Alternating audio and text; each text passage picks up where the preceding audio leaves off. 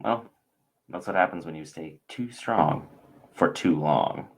How will this impact Andor moving forward?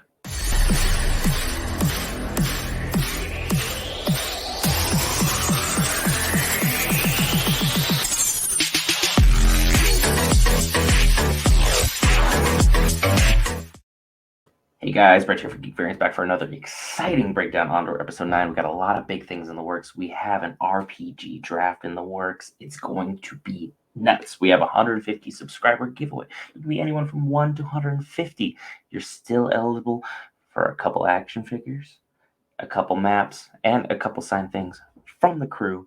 Be sure to hit that lovely subscribe button in the bottom right corner of the screen, if not in the description below. If not, hit us with a like button on the way out of the video. It's greatly appreciated. Thank you for your guys' time. Look, Andor episode 9 was an absolutely great episode, and the fact that this is still continuing to set the groundwork for things moving forward. While it's not as action packed as the last episode, we got a lot of information, we got a lot of cameos, we got a lot of big stuff happening. We had Saw Gerrera last episode, and Andy Serkis was properly introduced to the Star Wars universe, well, at least his face on screen anyway, for Andor. And now this episode, we're talking about Mon Mothma figuring out how to move funds secretly, discreetly, trying to fight back for the Senate, trying to reclaim the power that Palpatine has already undoubtedly stolen from everyone. And if you guys are at all familiar with Palpatine and his powers, when he is in the Senate, he uses the power of the dark side to influence everyone's minds so that they are all stuck to his mindset, and he's able to wash out anyone who's trying to discuss rebellion, taking power from him, or just overthrowing him in general.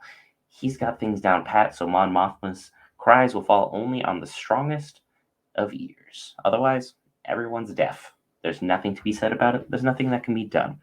Much like nothing could be said or done to influence Andy Serkis up till this point. The more Andor keeps pushing, the more Cassian is continuing to push his agenda little by little by little. He's wheedled away at Andy Serkis's character, and he has just brought him down to the point where he's now like, there is no hope. There is no way of getting out. All this order, all this pageantry that I've gone through to ensure that everyone stays alive, that the imperial machine keeps moving, that I don't fall under any eyes I don't want to have above me, that ultimately they stay alive.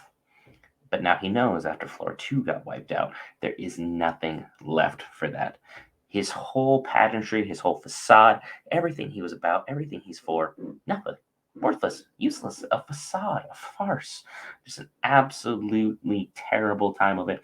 And now he's taking seriously what's going on with the rebels. He's starting to realize that the Empire does not care about anyone or anything. There is no hope. There is no light.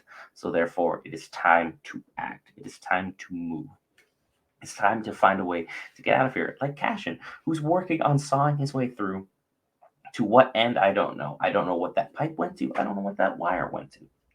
What he was cutting through, ultimately, probably something related to the power grid. So that ultimately, when the railing comes to midpoint, it stops, keeping the reinforcements coming down, because jumping down, you're going to hurt yourself.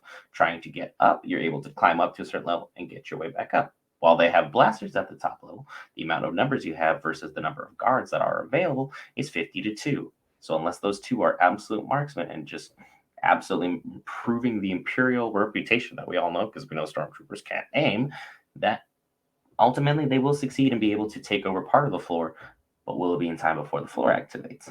That is the real question for everything going forward. And honestly, Mon Mothma, how do you have 400,000 credits go missing?